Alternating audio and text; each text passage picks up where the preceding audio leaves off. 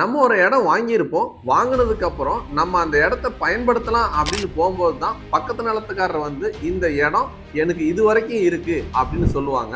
இது நம்ம செய்யக்கூடிய ஒரு சிறிய தவறு தான். அதாவது இதுக்கு நம்ம எப்படி முன்னெச்சரிக்கையா இருக்கிறது அப்படிங்கிறத பத்தி இந்த வீடியோல டீட்டெயிலா பார்க்கலாம் வாங்க. நம்ம ஒரு இடத்த வாங்கும்போது அந்த இடத்தோட உரிமையாளரோ அல்லது நில புரோக்கரோ அந்த இடத்த கூட்டிட்டு போய் காட்டுவாங்க. அப்படி காட்டும்போது இடத்தோட எல்லையில நம்மளுக்கு சில இடங்கள் கல் இருக்கும், கல் இல்லாமலும் இருக்கும். இதுதான் அந்த இடம் அப்படின்னு காட்டுவாங்க. காட்டினோடனே நம்ம விலையை பேசிட்டு நேரடியா கரையத்துக்கு போயிடுவோம். ஆமாங்க, நம்ம அந்த மாதிரி நேரடியா கரையத்துக்கு போகக்கூடாது. இந்த இடத்துல தான் நம்ம எல்லையை நிர்ணயிச்சுட்டு தான் கிரயத்துக்கு போகணும். அதுக்கு நம்ம என்ன பண்ணணும் அப்படின்னா, இடத்த கூட்டிட்டு போய் காட்டினாங்க அப்படின்னா, இடத்த பார்த்துட்டு இடம் பிடிச்சிருந்துச்சு அப்படின்னா நம்ம அவங்க கூட முதல்ல விலை பேசணும். ரேட் எல்லாத்தையும் விசாரிச்சுட்டு நம்ம விலையை பேசி முடிச்சிடணும். விலையை பேசி முடிச்ச உடனேயே நம்ம என்ன அவங்ககிட்ட ஒரு கோரிக்கை வைக்கணும்னா, இந்த இடத்த நீங்க எங்களுக்கு அளந்து கொடுத்துருங்க அப்படின்னு சொல்லணும். பட்டாவில் இருக்கிற பரப்பளவும் டாக்குமெண்ட்ல இருக்கிற பரப்பளவுலாம் வச்சுக்கிட்டு எங்களுக்கு இதை அளந்து கொடுத்துருங்க அப்படின்னு சொல்லி கேட்கணும்.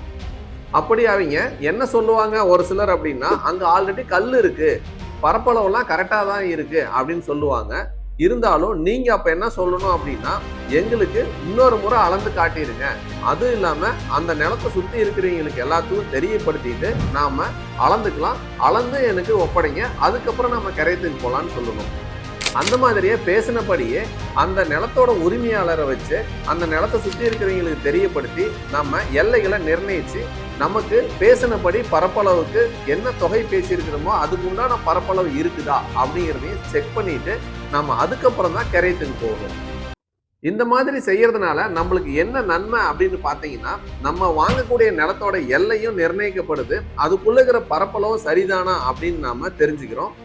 இது கூடவே நம்ம வாங்கக்கூடிய நிலத்துக்கும் பக்கத்து நிலத்துக்காரருக்கும் ஏற்கனவே ஏதாச்சும் எல்லை பிரச்சனை இருக்கா அப்படிங்கிறத பத்தி இன்னைக்கே நமக்கு தெரிஞ்சிடும். ஸோ இந்த மாதிரி நாம தெளிவுபடுத்திட்டு வாங்கும்போது நம்ம சுத்தி இருக்கிறவங்க கூட நல்ல ரிலேஷன்ஷிப்போட நம்ம இருக்கலாம். இது கூடவே இன்னொரு விஷயத்தையும் நான் உங்களுக்கு சொல்றேன்.